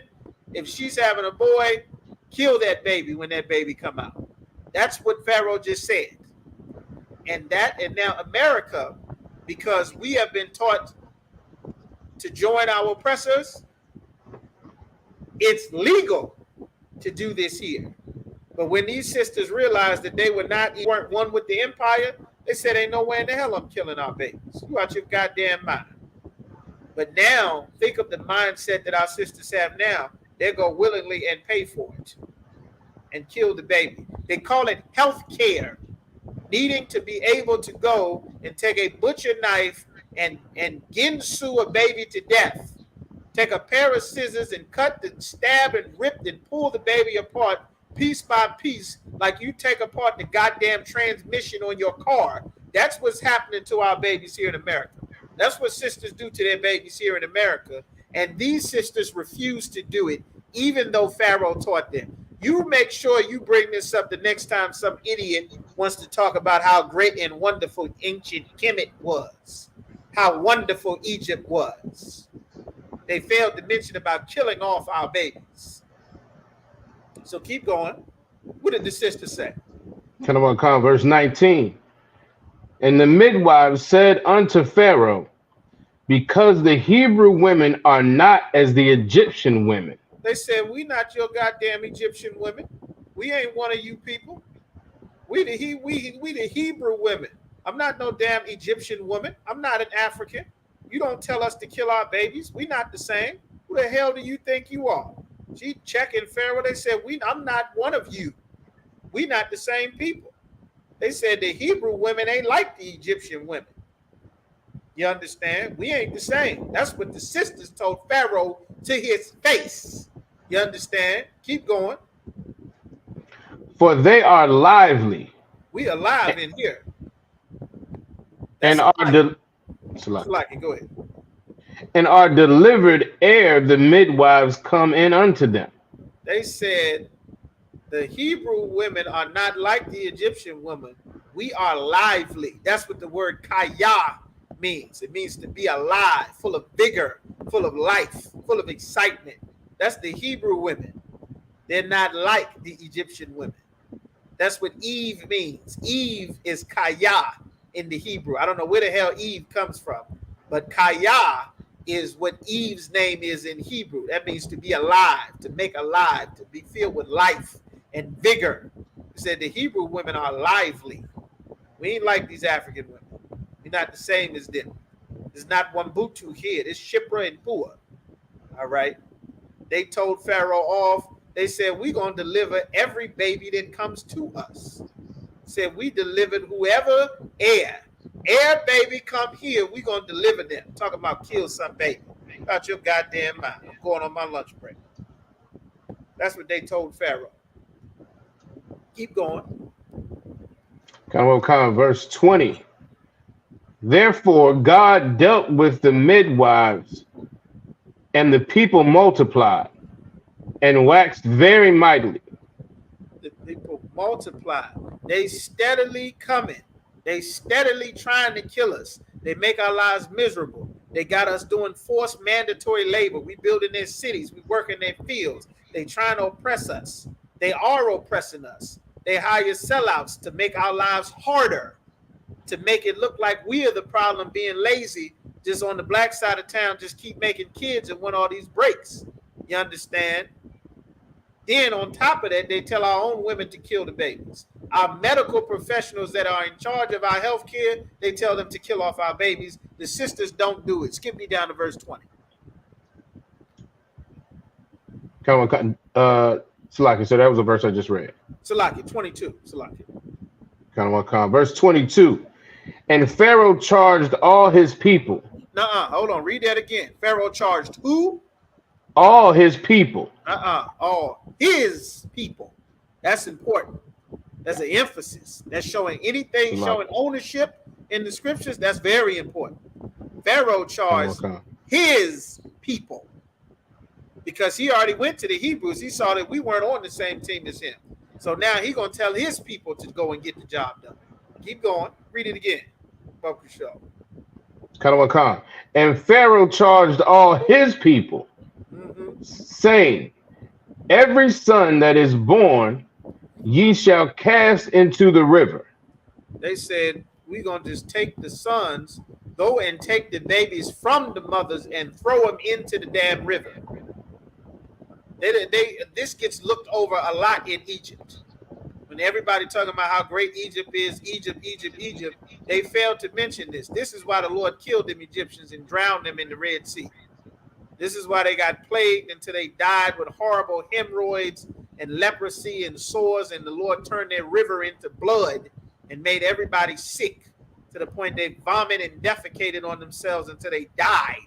This is why. After we make their cities, we make their streets, we pick their cotton, we in their fields doing all kind of work in the field. We, the workforce that's making their empire great, they telling them to kill off the workforce. And then the sisters wouldn't do it, so they say, all right, we just going to send the Egyptian army through and you just going to kill the babies your damn self. We ain't playing with these people no more. Kill the babies. That's how Moses ended up being sent in a basket up the river. Otherwise, they would have killed and drowned Moses in the goddamn river. You understand? This is what they did to us, and this is exactly what our oppressor did here. He would take black babies and throw them in the river. They called them alligator babies. In New York City, they have a picture.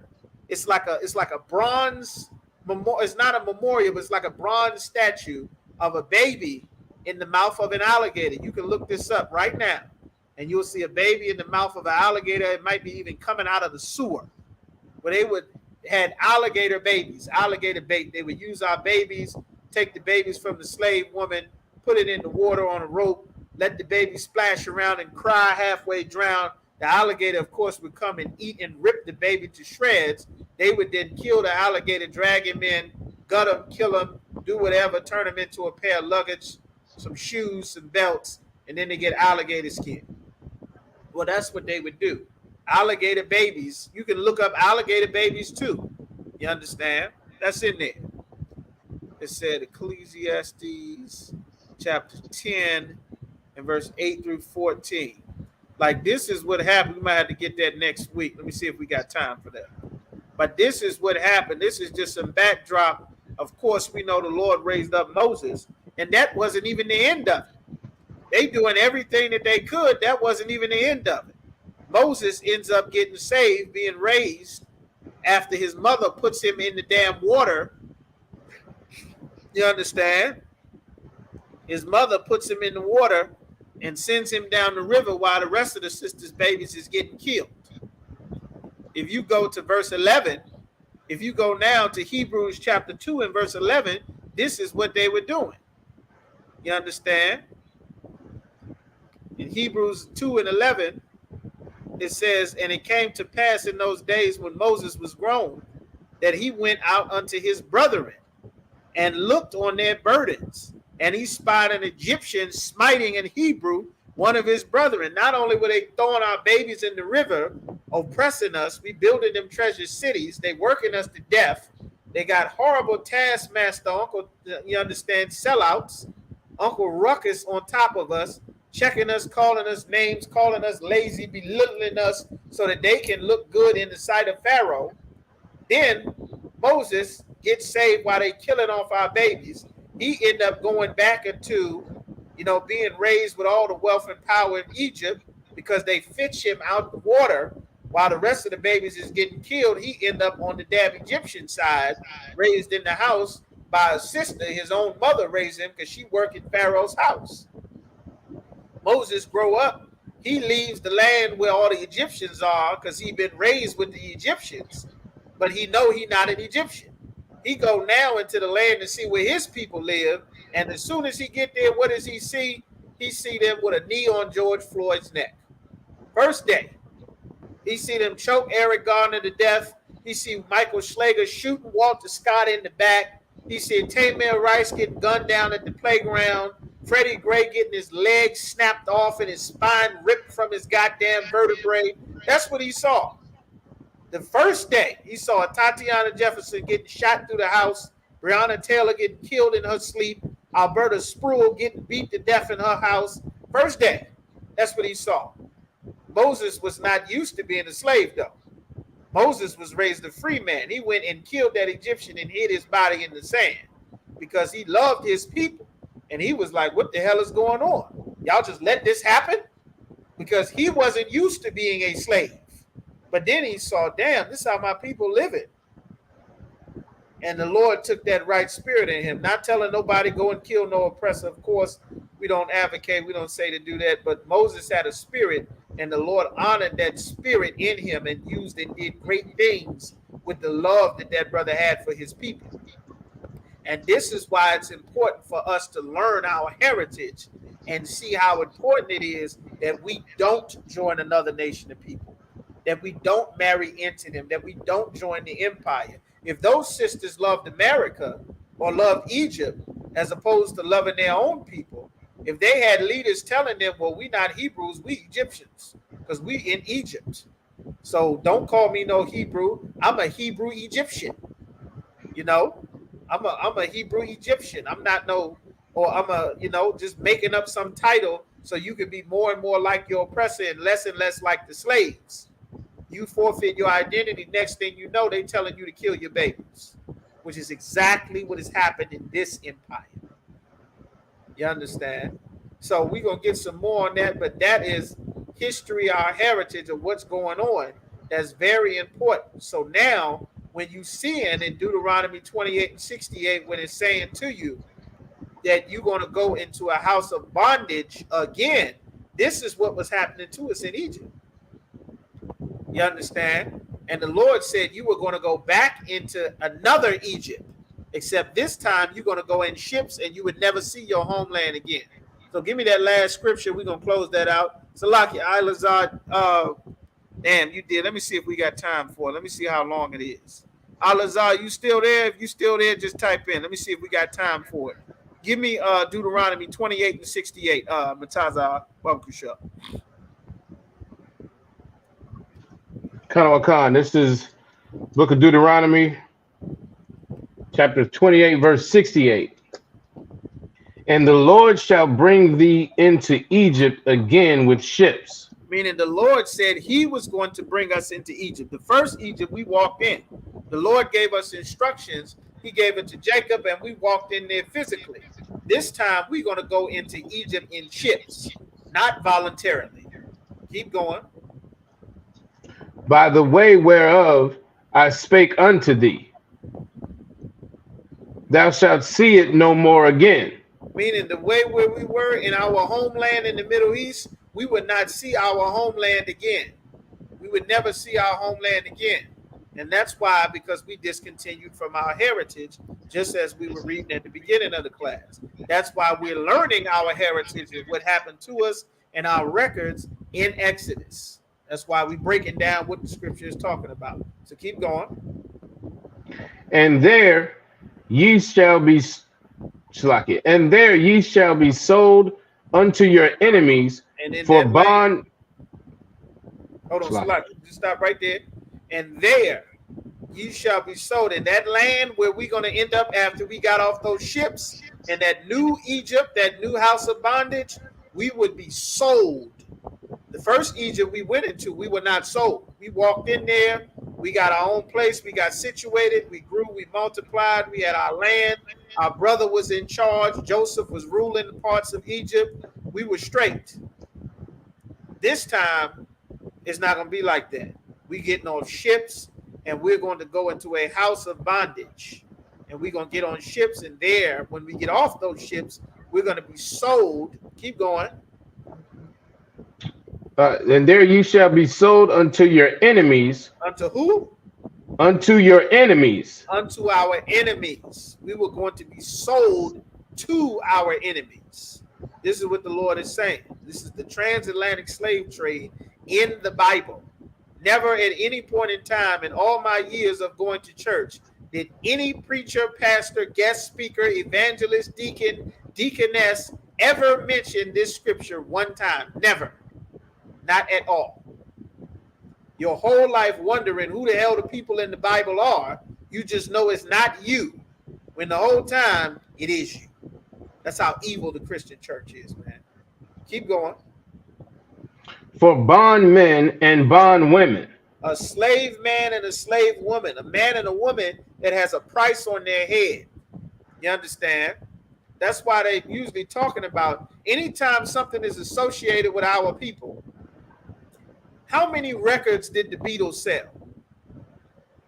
Did they ever talk about how many records did Ozzy Osbourne and AC/DC and you understand and the Beatles and all the white groups and Backstreet Boys and NSYNC and all the white singers and Billy Joel and Dolly Parton? How many records did they sell? Does anybody know? Did anybody ever talk about, they went double platinum, triple platinum? Anybody mention that? They didn't start talking about how many records was being sold until it was you selling the records.